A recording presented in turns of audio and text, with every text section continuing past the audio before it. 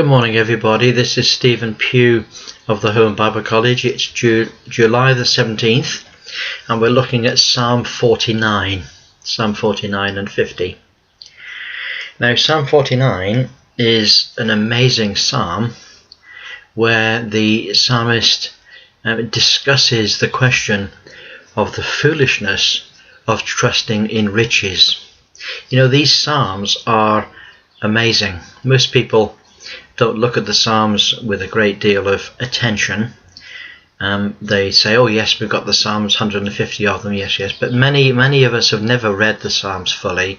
Certainly have never really had to look at them and say, what does this say to me today? They are amazing in their philosophical depth. They are amazing in the richness of their religious thought. They deal with all of the great subjects that can occupy the mind of a man or a woman.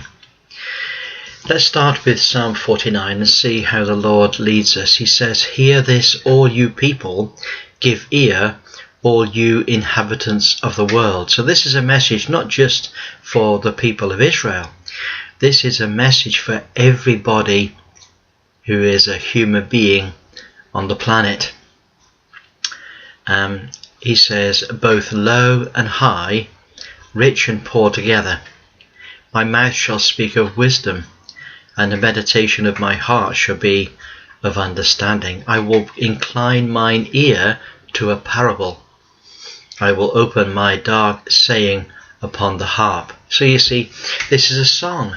It's a song, but it's also a song of incredible wisdom. It's a song of prophetical insight. He asked the question in verse 5. This is the dark saying. This is the parable. He says, "Wherefore should I fear in the days of evil, when the iniquity of my heels shall compass me about?" So what he's saying is this: what am I going to be afraid of when dark days come? What am I going to be afraid of when my life goes wrong? When the sins that I've committed gather around my heels to trip me up? He says in verse 6, 7 and 8, he says, they that trust in their wealth and boast themselves in the multitude of riches, none of them can by any means redeem his brother, nor give to God a ransom for him. For the redemption of their soul is precious, and it ceaseth forever, that he should still live forever and see not corruption. So there's lots of questions within this. I mean, wicked men and rich men, they gather wealth, they gather riches. And yet none of the riches they've gathered is able to bring about deliverance for your own brother. That's amazing. He says, because the redemption of the soul is precious, and there is no end to the redemption of the soul of your brother, that he should live forever and see not corruption. Is this something that a wealthy man can do, to cause his brother to live forever and see not corruption? No. For he seeth the wise man die, and likewise the fool and even the brutish person, he perishes too, and they leave all their wealth to others. Their inward thought is that their houses shall continue forever, and that their dwelling places to all generations. They call their lands after their own names. Nevertheless, man being in honour abideth not. He is like the beasts that perish. You see, every single human being on the world, he may have great wealth. He may be a rich man or a poor man. He may be high or low. He may be anybody in the world. yet he dies. His body perishes. He dies like a dog dies. His body finally gives up the ghost. This their way is folly, yet their posterity approve their sayings. You see, this is all foolishness, he says. It's all foolishness. The foolishness of trusting in riches is real foolishness. He says their way is folly, yet their children approve their sayings. So everybody treasures up these sayings of a so-called wise man, and yet,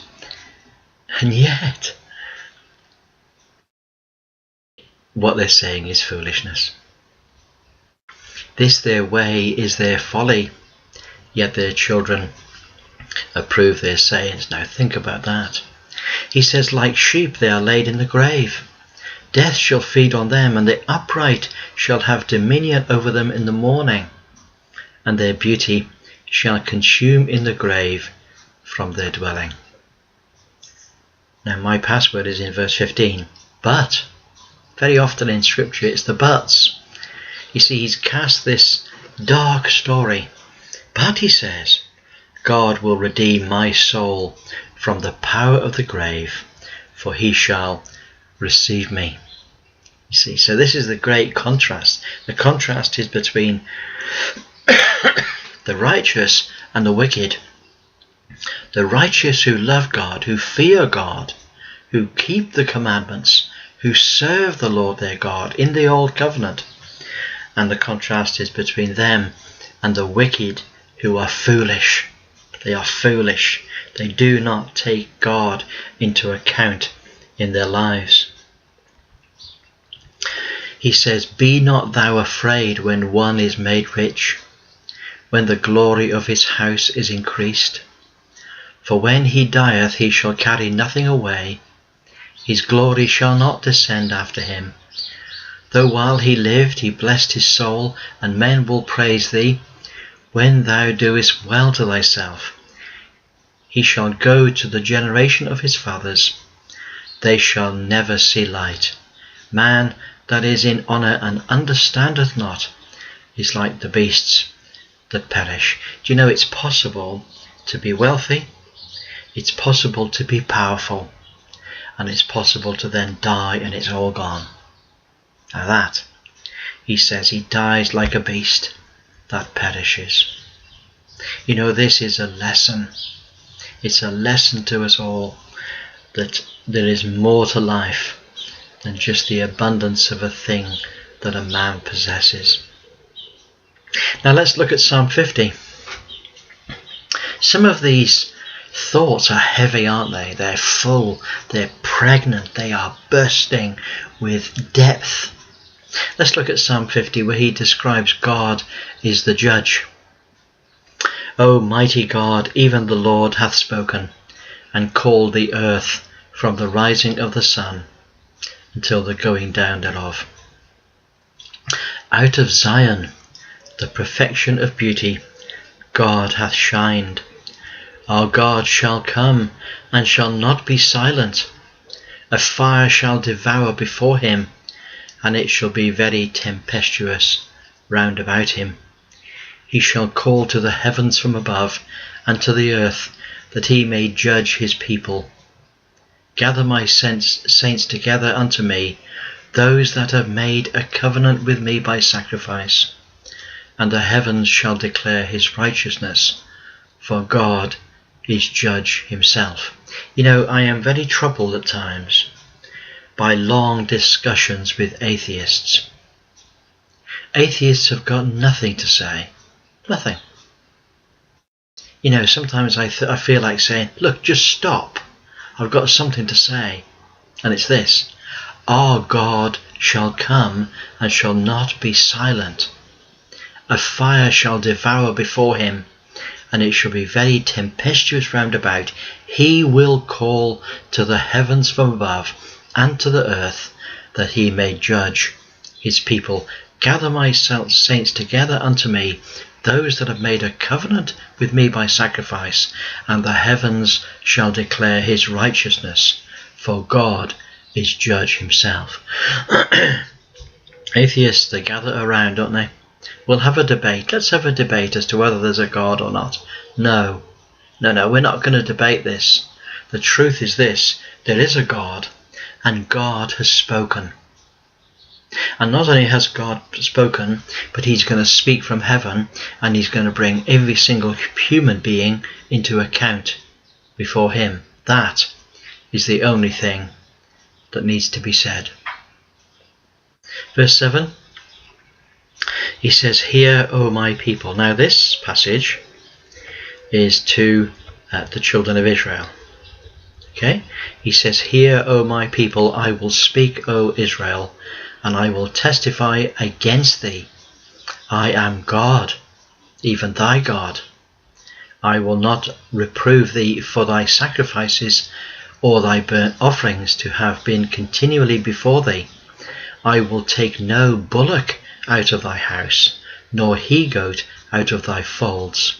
For every beast of the forest is mine, and the cattle upon 1,000 hills." God is not impressed when Israel comes before the Lord in sacrifice. He says, look, all the cattle on 1,000 hills, they're all mine. Okay, they're all mine. I know all the fowls of the mountains, and the wild beasts and the fields are mine. If I were hungry, I would not tell thee, for the world is mine, and the fullness thereof. I love this. I love this. Who does mankind think he is? Who does a puny man think he is, thinking that he's doing something for God? God is so infinitely greater than that, that we get so self-obsessed and so stuck on how we are. And the Lord opens our minds and says, I'm not interested in the goat that you bring before me. Look, I've got 1,000 hills covered by herds. And if I was hungry, I wouldn't ask you. I wouldn't ask you. If I were hungry, I would not tell thee. For the world is mine, and the fullness thereof. Will I eat the flesh of bulls, or drink the blood of goats? Offer unto God thanksgiving, and pay thy vows unto the Most High. Call upon me in the day of trouble, and I will deliver thee, and thou shalt glorify me. Now that is what God says to his people. He says, call upon me in the day of trouble, and I will deliver thee, and then thou shalt glorify me. Now that's to Israel, and it's presuming that that's to the righteous. But unto the wicked, God saith in verse 16. You see, there's these two designations. Those that are righteous, those that come before the Lord with a fear of God and with a holy attitude of determination to live righteously before the Lord their God. And then there is the wicked. And God has something to say to the righteous, but he also has something to say to the wicked. What's he say to the wicked? Verse 16. What hast thou to do to declare my statutes, or that thou shouldest take my covenant in thy mouth? Seeing thou hatest instruction, and castest my words behind thee, when thou sawest a thief, then thou contendest with him, and hast been partaker with adulterers. Thou givest thy mouth to evil, thy tongue frameth deceit, thou sittest and speakest against thy brother, thou slanderest thine own mother's son. These things hast thou done, and I kept silence. Thou thoughtest that I was altogether such as one as thyself, but I will reprove thee, and set them in order before their eyes. You see, this is how we address the atheist. You see, God addresses the person that does not worship the Lord, that does not serve him. He calls him the wicked. He says, he describes all his wicked deeds. And he says, these are all the things you've done, and I said nothing. Because you thought that I was like you. But I will reprove you, and I will put things in order before your eyes. Now consider this, you that forget God, lest I tear you in pieces, and there is none to deliver. And then this is the point. Verse 23. It's my password for the day. This is the message of God to the wicked, to the atheist, to the one that does not fear God. He says, whoso offereth praise glorifieth me, and to him that ordereth his conversation aright will I show the salvation of God. Now then, let's just unpick this. God in heaven is speaking to a man upon the earth, a man whose life is wicked. God says to him, you thought I was a wicked man like you. You're mistaken. Let me teach you what it is to be a righteous man. Whoever offereth praise to me glorifieth me, and to him that ordereth his conversation aright. Let's stop there a moment. What does it mean to order your conversation aright? It's not talking about speech. It's not talking about discussions between people. The word conversation there, it is speech, but it's speech that is symbolic of the whole of a person's life. He says, he that orders his life aright will I show the salvation of God. So God will save those who order their lives correctly, according to law, according to God. Now you say, well, that's not the gospel. No, of course it isn't the gospel. This is the old covenant. Nobody in the old covenant was saved as a Christian would be saved. But in the old covenant, when a wicked man offered praise to the Lord, and when he ordered his life correctly, God delivered him in the day of trouble. God saved him. He saved him from death, saved him from disease, saved him from the enemy, saved him from the pestilence, saved him from bankruptcy. You see, it's in the old covenant. It's the person that offers praise and the person that orders his conversation aright, they will see the salvation of God. They're amazing psalms, aren't they? But they're very much rooted in the old covenant. This isn't Christianity. There's nothing to do with being a Christian here. We feel a certain amount of resonation with it sometimes, but in the main, this is a contrast between the old covenant and Christianity. The old covenant saints were never saved, but they were in covenant. They were in an amazing relationship with God, but it wasn't the same as being a Christian, not in the slightest. Well, God bless you. It's great to speak to you. Look forward to speaking to you again tomorrow. Bye for now.